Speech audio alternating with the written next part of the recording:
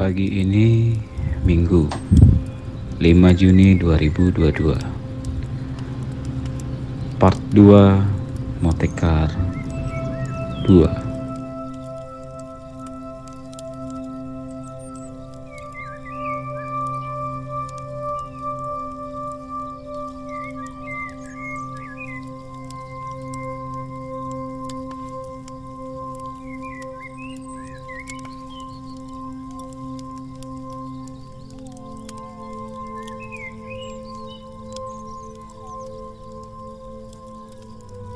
Setelah peserta menerima arahan dari panitia, hadirin diharapkan untuk mempersiapkan baik atribut maupun perlengkapan, serta diberikan name tag ID dan sedikit challenge. Lalu dilanjut, para hadirin masuk ke dalam hutan untuk mengikuti rundown selanjutnya. Jam 8, play bos. 3 menit, kalian sudah ada di sini. Saya apresiasi itu, teman-teman semuanya. Pada pagi hari ini akan ada materi yang sangat bermanfaat untuk rekan-rekan tentunya. Yang mana materi ini akan dibawakan oleh salah satu mentor, yaitu Pendi tentunya. Namun sebelum materi disampaikan, ada beberapa sambutan dari ketua pelaksana sebelum memulai acara pada pagi hari ini. Kepada Om Agustin, silakan. Kita masih ada sesi yang lain lagi. Oke? Udah siap jalan semua? Siap. Tinggal jepit, yakin? Jangan berdulu. Yakin bisa jepit? Ya, yang mau pakai sepatu boot, mau apa silakan. Saya kasih waktu 5 menit kalau mau ganti sepatu, setelah itu kita jalan. Oke? Oke, saya akan mau memberikan teks kalian yang telat. Saya akan baca berdasarkan nama yang saya pegang. Rizky Dian, Zahid Rahman,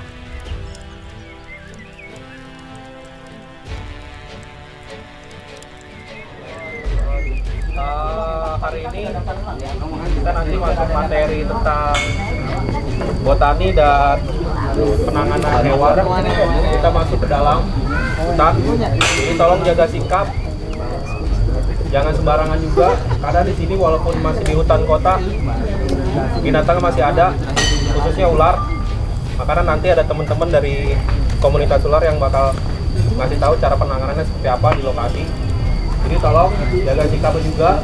Nanti kita jalan berurutan, masukin oleh sini, tunggu yang lain siap dulu semua, baru kita jalan. Jadi dipersiapkan semua alat tulisnya juga, buku, karena nanti ada pengenalan tentang tumbuhan dan cara mencari air.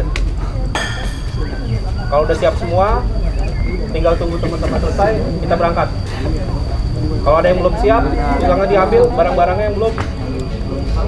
Mau yang bawa air juga nggak apa-apa, bawa botol, karena kita kurang lebih sekitar 2 jam nanti perjalanan keliling.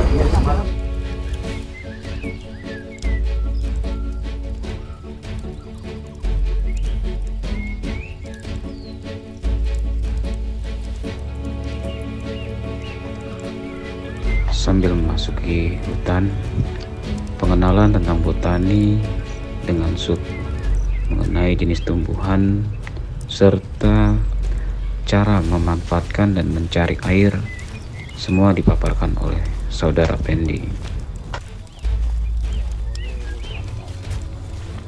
Etika dalam memasuki hutan kerap diingatkan di sini, karena kita tidak mau ada perusakan dari hal yang kecil untuk kita bisa mengunjunginya kembali hingga generasi berikutnya.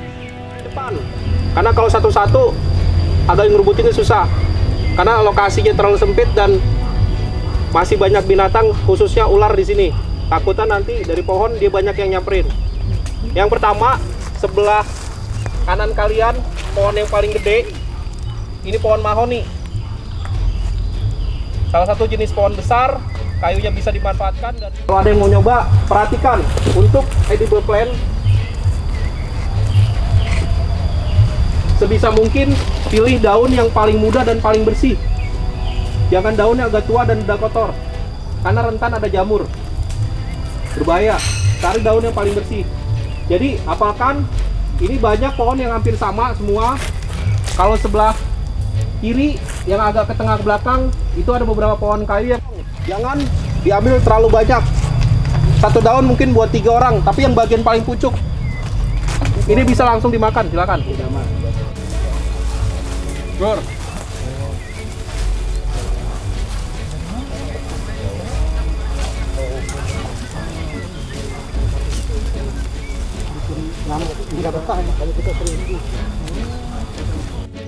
Selanjutnya, pemahaman mengenai reptil, terutama jenis ular maupun penanganan ketika rescue dan lain-lain dipaparkan langsung oleh Kang Echa. Dapat dari pengalaman sama pengetahuan berbagi. Pada intinya, kenapa sih orang takut sama ular nih? Kenapa orang takut sama ular? Karena kita jarang sekali nih ketemu sama ular, jarang. Mereka menghindar dari manusia ya, khususnya. Nah, predator di atasnya ular ini udah bisa dibilang langka lah. Kalau di rantai makanan ular di atasnya apa ya? Elang ya. Nah, sekarang burung elang udah susah sekali. Jadi bisa dibilang predator di atasnya justru malah manusia nih. Mobil juga bisa lah, mobil ya, ditaruh di jalanan.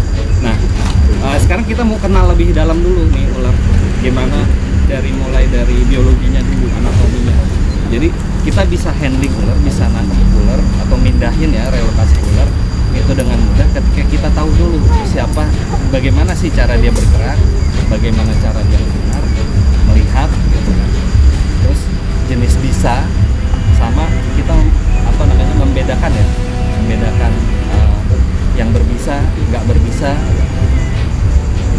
Satu lagi materi terakhir mungkin ada handling, nanti kita coba bagaimana sih cara menangkap yang benar pakai alat gitu ya. Tapi dia lebih cenderung kepada gerakan.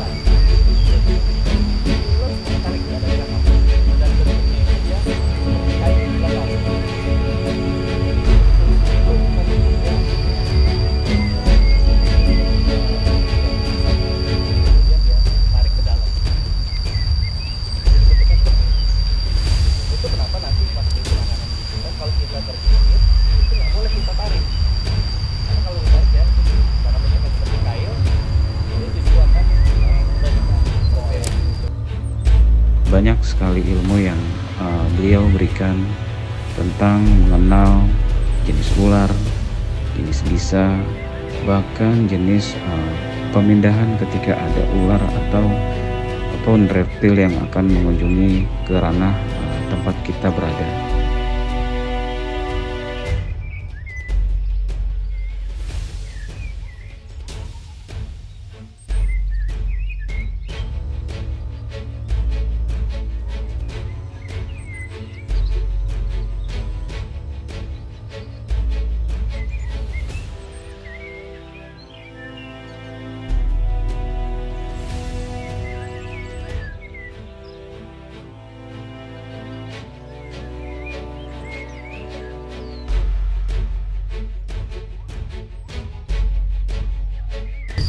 Jadi dia bisa bergerak sendiri-sendiri. Nah, ketika menangkap ular jenis ini jangan dipegang kepalanya, maaf ya, seperti ini ya. Tapi megangnya itu kita bagian rahang ditekan pakai 2 jari ini, baru ini di atas. Saya sarankan tapi begini. Kayak sunah Nabi ya. Gini ya. Tiga jari. Karena si taring bisa ketika kita pegang, dia akan effort untuk nyuntikin bisanya sampai dengan dia nembusin si rahang bagian bawah. Jadi taring bisanya itu dia tembus ke rahang bawahnya untuk nyuntikin. Nah, yang dibilang ada pitnya itu si ular ini ketika kita lihat di sini ada lubang hidung, ada lagi dia lubang lebih besar lagi. Itu fungsinya hanya untuk sensor panas dan jaraknya juga nggak terlalu jauh. Nggak bisa misalkan dari jarak 2 meter itu nggak bisa.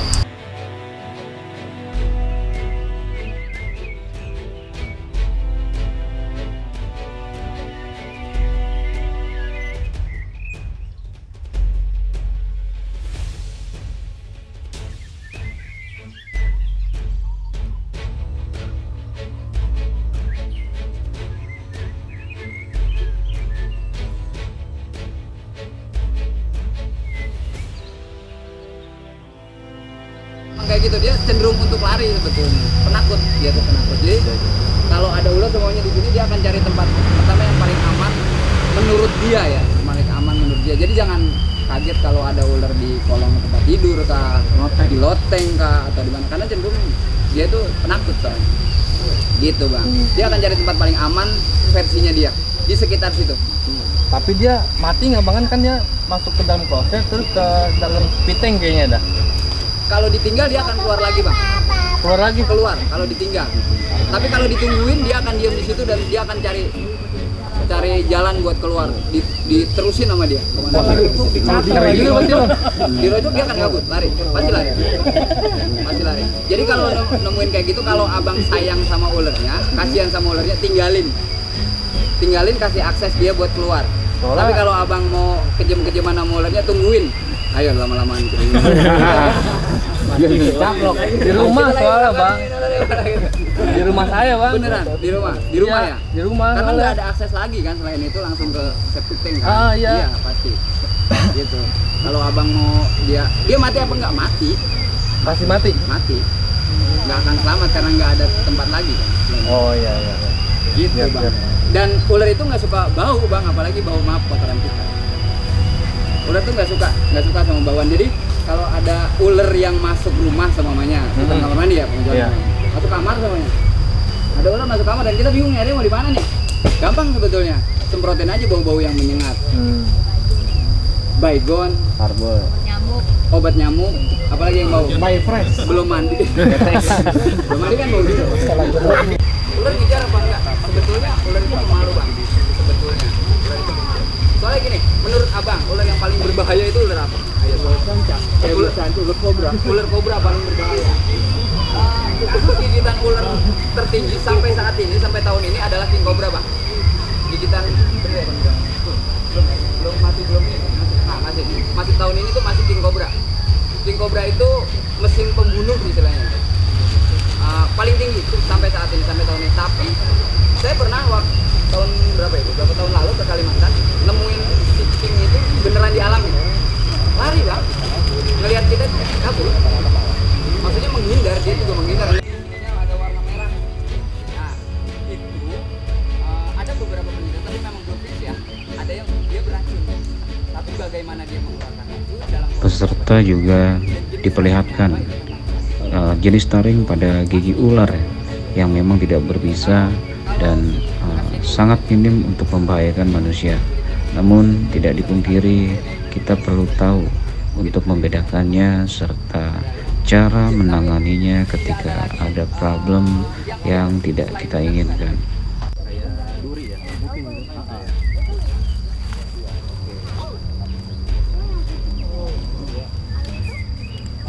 Dari mentor memanggil satu dari peserta untuk diuji digigit dari ular yang tidak berbisa supaya kita dapat berpandangan tingkah laku serta tindakan apa yang kita harus perbuat untuk menanganinya agar kita mengalami pemahaman dan tidak panik dalam menyelesaikannya. Ini kegigit nih. Dah, keren. Udah aja. Tenang bang. Enggak. Lihat begini deket ya.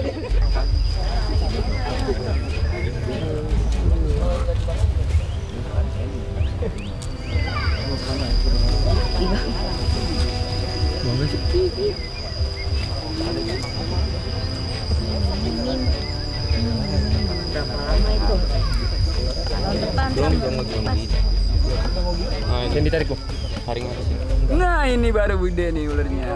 Beneran ini lagi gini. Udah? Iya, geget ya? Banyak ini. Nah, kalau kita kegigit ular yang tidak berbisa, biasanya kayak gini nih Bang. Apa namanya? Lukanya banyak karena dia semua taringnya adalah taring, semua giginya adalah taring. Jadi banyak tuh. Lukanya banyak, akan lukanya banyak. Biasanya cenderung huruf U. Huruf U kebalik. Itu kalau kita tarik sobek, betul. Nah, disiramannya seperti ini udah selesai. Pastikan dia tidak infeksi, pastikan apa namanya, kalau lukanya besar ya dijahit atau ditutup pakai bahan atau apapun supaya si darahnya nggak keluar, karena orang bisa meninggal kehabisan darah. Dan biasanya tidak ada keluar darah banyak. Biasanya seperti itu. Terus, ya, terus efeknya pasti beda. Artinya si korbannya pasti ngerasa sakit. Kemudian ada perubahan warna, maaf ya, perubahan warna di sekitar situ. Dia pasti ngerasa kesakitan, apalagi jenis untuk kobra gitu. Kalau udah kegigit seperti itu, penanganannya seperti ini Bang. Itu penanganannya seperti apa? Nah, kalau kita nggak tahu itu jenisnya berbisa apa kagak, sebetulnya simpel Bang. Kalau kegigit ular yang berbisa tinggi, pasti akan ada efek langsung. Ini bukan pengobatan ya, penanganan pertama. Pengobatannya tetap bawa ke medis. Tapi kalau penanganan pertamanya itu betul, itu akan jauh nolong. Bisa nggak sih kita kegigit ular berbisa tinggi sembuh tanpa ke medis? Bisa. Dan sabu betul, atau alat pel pasti ada. Nah, kainnya pun, alat ikatnya pun bisa macam-macam. Ini udah menyesuaikan, bisa pakai kerudung kah kalau yang pakai kerudung. Kalau di lapangan darurat ya, atau tali sepatu atau apa aja. Yang penting secara fungsi dia bisa terimobilisasi dengan baik. Gitu. Gimana kalau disedot? Tidak efektif Bang. Jadi dulu sebelum tahun 2012 kita punya 2012 ya? Sebelum 2012. Sebelum 2012 memang teknik itu yang dipakai, namanya teknik insisi. Jadi kalau kita kegigit ular, kita sayat kemudian kita keluarkan. Ngeluarinnya bisa macam-macam, bisa disedot, bisa diurut dan sebagainya. Tapi ternyata itu tidak efektif. Bisa ular itu tidak mengalir di darah. 3 hari. Jadi dia nggak selalu keluar hidungnya ya, nggak selalu keluar hidungnya. Tapi ketika dia terancam, baru dia keluar.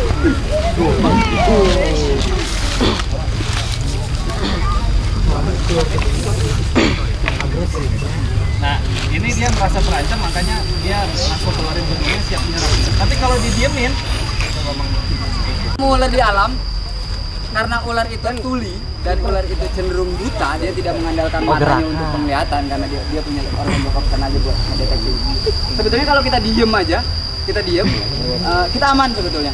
Kita diem artinya tidak ada gerakan yang provokatif, tidak ada gerakan yang, nah kalau gerakan-gerakan yang sekiranya provokatif, dia pasti akan ada reaksi. Tapi kalau kita hanya diem aja, sobol aja gitu. Nah, ada yang mau nyobain nggak? 2 orang atau 3 orang sini kita lepasin terus dia hanya diem.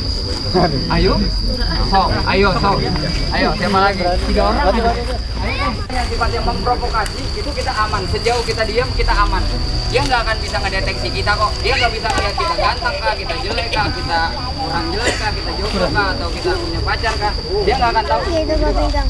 Dia nggak akan tahu kok. Gitu. Selama kita diem kita aman. Selama kita diem kita aman. Nah, bahkan dia tidak defense sekalipun. Artinya dia tidak ngangkat ininya dong, hidungnya nggak kebuka. Artinya dia rasa nyaman. Oke, nuhun, terima kasih banyak.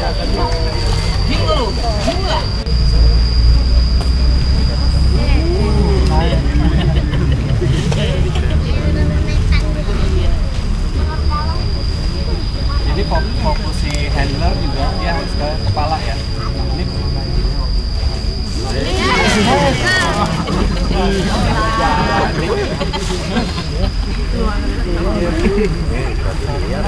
Iya. Baru ketangkep.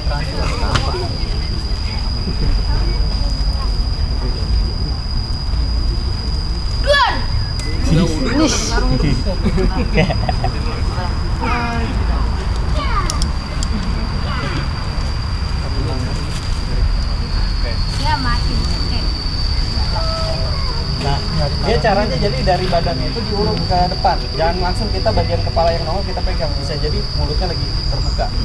Jadi diurut ke depan sambil mulutnya ditutup, ditekan. Nah, ini posisi udah tertutup gini.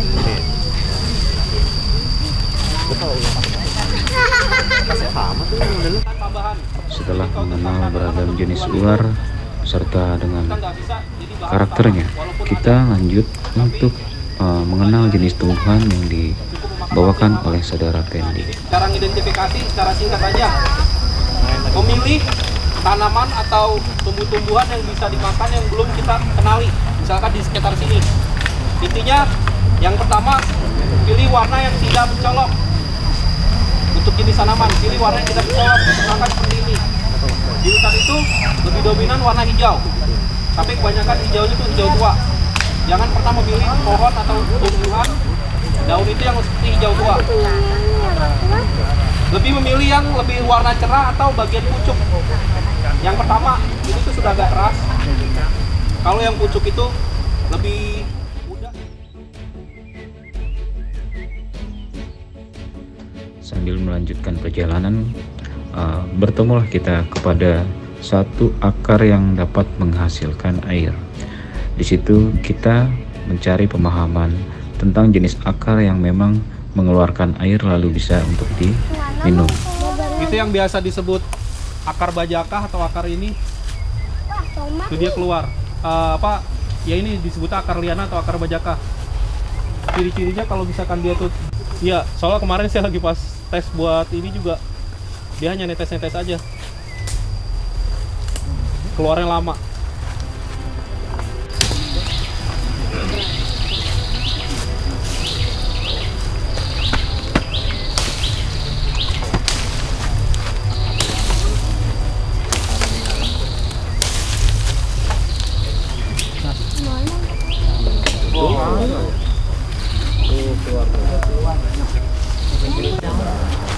Coba. Rasanya bisa milih gak, Bang? Bisa.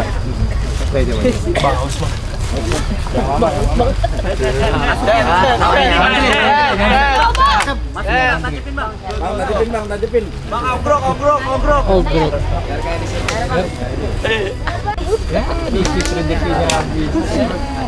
Nih, walaupun dia keluar air, tapi jangan coba-coba buat bisa begini. Karena ada getahnya. Takut ada reaksi kayak ini. Selanjutnya, saudara Pendi menjelaskan tentang salah satu metode untuk mendapatkan air, yaitu dengan mengandalkan dari uap atau kondensasi. Dan uap atau kondensasi ini memang sudah di setup supaya kita mendapatkan formula dari apa yang sudah kita terapkan di sini. Nanti kita tes berhasil apa enggak nih, menguap apa enggak. Walaupun 1 atau 2 tetes, berarti kemungkinan ada. Jadi metode mana yang paling efisien buat ngambil air? Yang terakhir itu kita filter air. Saya tadi ngambil di bawah dia ada empang. Air empang saya ambil, saya filter. Mudah-mudahan bisa diolah nanti nih. Biasanya sih diminum langsung bisa, tapi saya rekomendasikan untuk mencari air lebih baik dimasak. Kalau misalkan ragu, lebih baik dimasak. Walaupun itu misalnya kita tahu nih, semua yang airnya bersih kita langsung minum, silakan. Kalau yakin silakan, kalau enggak. Komoditi yang cukup lumayan mahal, Bang. Ini disebutnya tanaman porang namanya. Dia punya umbinya itu mahal. Per kilonya itu mungkin bisa sampai 500-700 ribu, 900 ribu. Ini porang nih. Ini ciri-cirinya kayak gini. Umbinya itu Kayak talas di dalamnya. iya. Iya, salah satu pengganti karbo dari beras atau singkong. Nah ini, jadi umbinya itu bisa dipakai, dan itu biasanya emang komoditi itu ekspor, dia keluar. Jadi bahkan di daerah Jawa Tengah tuh sudah ada yang membudidayakan ini. Ini tanaman liar sebenarnya. Dan banyak orang yang nggak tahu. Salah satunya ini itu kayak gini. Apa ini corak dia? Namanya? Orang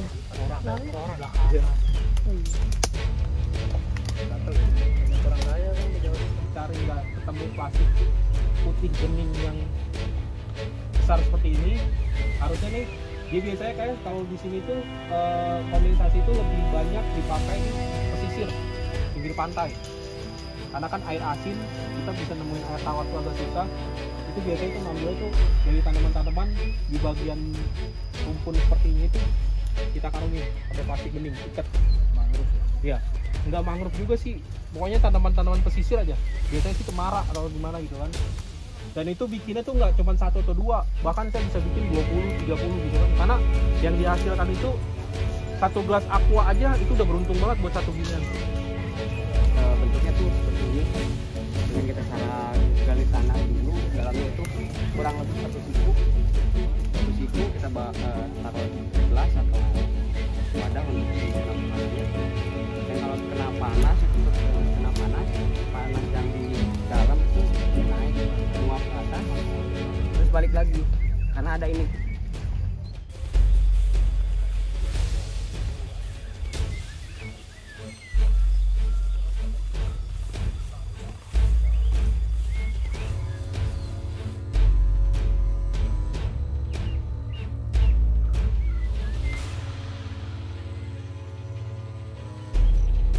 Setelah peserta beristirahat siang, dilanjut pengenalan mengenai bilah dan memfungsikan jenis-jenis bilah secara profesional.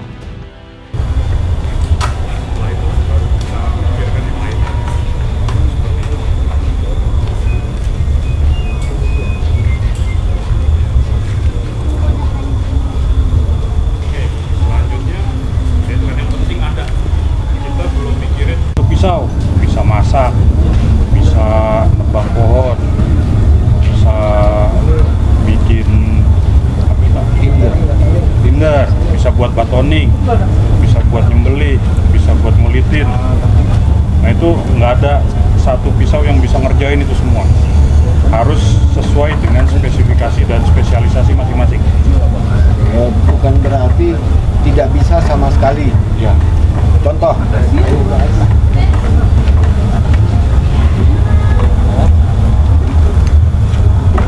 ini pisau pinggang saya, Pak. Bisa nggak potong pohon tebang? Nah, pertanyaan bagus tuh, Jong. Ini pisau Bukan sembarang. apakah pisau seperti ini bisa digunakan untuk menebang pohon? Bisa. Bisa. Pertanyaannya, enak apa enggak? Waktunya berapa lama? Tenaga. Apakah usaha yang kita keluarkan sepadan dengan hasilnya? Jadi pisau raut itu yang saya tangkap tadi bapaknya itu lebih cenderung untuk raut bikin sesuatu kayak sendok dan sebagainya gitu. Crafting itu kita untuk di kemah Motekan terutama kali ini ya, crafting itu belum ada.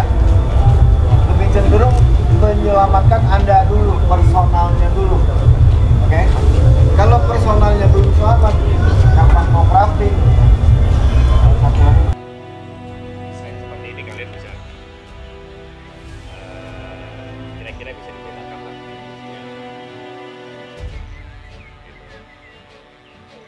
Udah cukup jelas? Jadi untuk lebih idealnya yang seperti itu. Sebenarnya kalau untuk kegiatan kita yang sekedar camping atau bushcraft mungkin ini udah paling enak.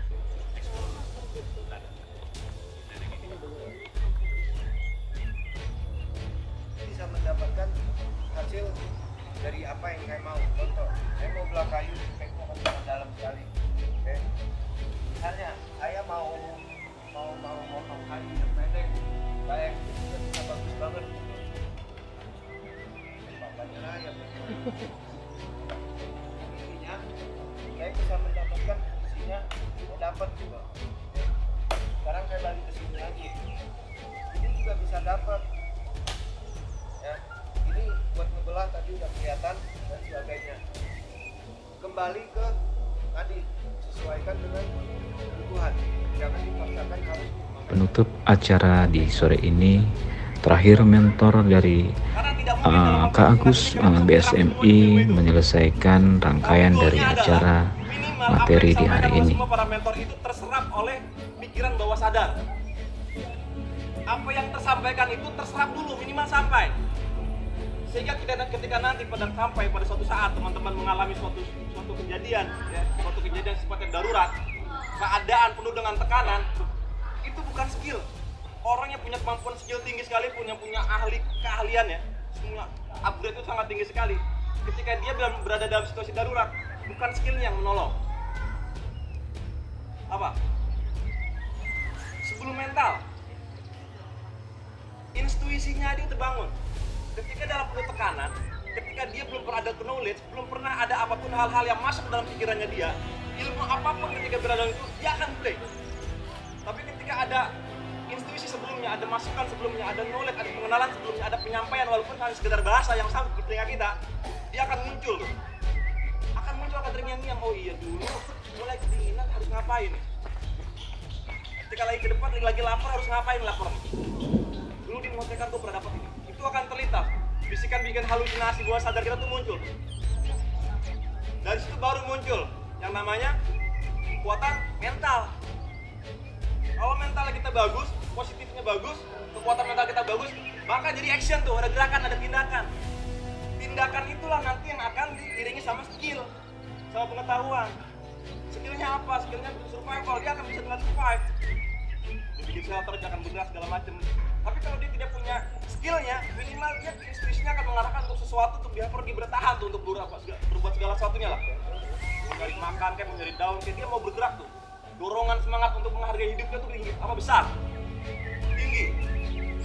Makanya materi terakhir di hari ini adalah medical first response. Pertolongan pertama pada silakan, bukan pada orang lain tuh, pada dirimu, pada diri kita, diri sendiri. Perkenalkan, nama saya Agus Setiawan. Saya koordinator tangkap bencana di Indonesian Red Crescent, Belas Sabit Merah Indonesia. Jadi teman-teman kalau misalnya mengenal apa itu Belas Sabit Merah Indonesia, nah saya ada di dalamnya dalam bidang koordinator tangkap bencana. Baik, kenapa ini sebagai menjadi bahasan yang sangat penting dan ini ada di akhir? Karena ini menjadi parameter teman-teman sabar ya. Karena relawan itu harus sabar, pegiat bencana itu harus sabar. Kalau nggak sabar, dari sampai kita bencana itu sudah diuji tuh kesabaran kita. Pendarahan, yang namanya sayatan itu pasti diawali dengan pendarahan kan? Ya. Berdarah ya. Kalau misalnya ringan, sayatan itu termasuk luka ringan. Kalau luka ringan itu cukup ditahan saja di pembuluh darah bagian luarnya, ditahan pendarahan. Kalau misalnya ada di ludah mengandung petialin itu bisa digunakan. Tapi kalau tidak ada air, dicuci. Ya. Tahan terus, karena pendarahan ringan itu bisa dengan cepat untuk berhenti. Kemudian bagaimana kalau namanya luka luar dan lebih lebar? Gimana caranya? Ditekan. Karena program kematian paling cepat itu adalah poinnya di pendarahan. Maka poin utamanya adalah tujuan kita untuk menghentikan pendarahan dan caranya adalah menghentikan pendarahan. Pertama menghentikan tekan, tapi kan nggak tahu juga. Coba kalau kena pisau itu tuh, ya, sebelek aja. Bisa nggak digini berhenti? Harus lebih rendah dari jantung. Nah, catat tuh. Pertama, posisikan luka lebih tinggi daripada jantung. Misalnya posisi tidur, posisi berdiri, atau posisi lebih tinggi daripada jantung. Tahan harapan. Tekan, kalau misal tekanannya ternyata tidak mempentingkan pembuluh darah, terus pendarahan itu terus terjadi, maka mulai dibabat. Ikat. Ikatnya tidak kuat. Pakai alat bantu. Kayu misalnya. Kita akan menggunakan alat-alat yang ada di sekitar ya.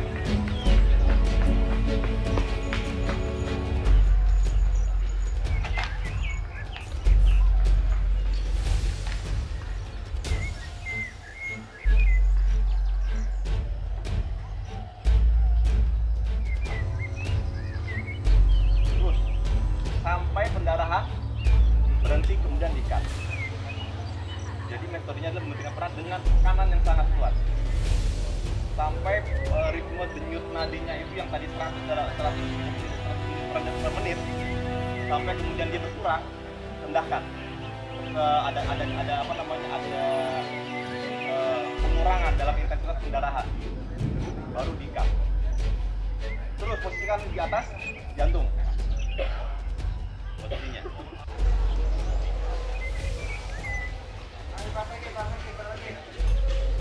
Kepalan tangan mengepal. Lihat pusarnya. 2 ruas jari di atas pusar. Pompa. 1. Jangan kencang ya, sakit. Sampai 5. Biasanya kalau sudah ada tekanan, dia langsung ada respon apa? Tersendak, muntah, keluar. Tapi ternyata belum nih. Sampai 5. Fase 2-nya dilakukan. Fase keduanya langsung estafet. Dengan dadanya tumpuk, tahan. Dorong.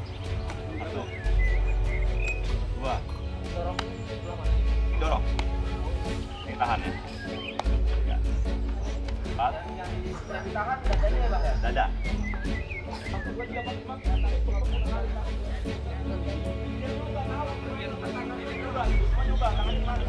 Longgarkan bagian pernapasannya. Struktur pernapasan tuh ini ya. Ini pernapasan. Celana gesper, kedorin. Ya. Kemudian diberikan respon. Respon itu bentuknya cubit. Nah, nggak perlu tepukan sih. Kalau misalnya dia cukup atau dilap dengan tisu ya misalnya ini. Mas. Belum juga bikin rekomendasi pemulihan. Tarik badan. Nah, 10 menit. Respon lagi. Belum respon juga, balik lagi ke sebelah sisi lainnya. Tariknya adalah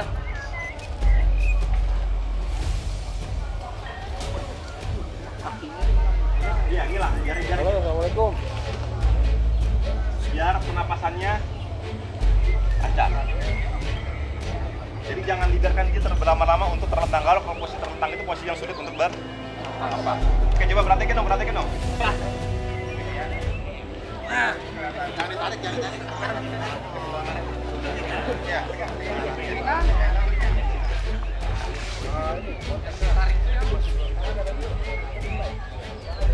lengannya terjepit atau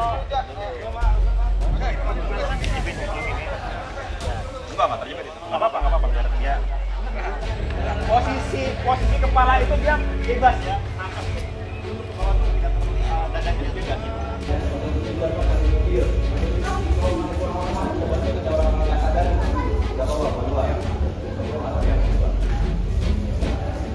Jadi ada komunikasi yang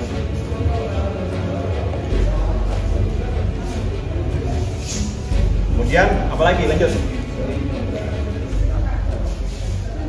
Ada yang pernah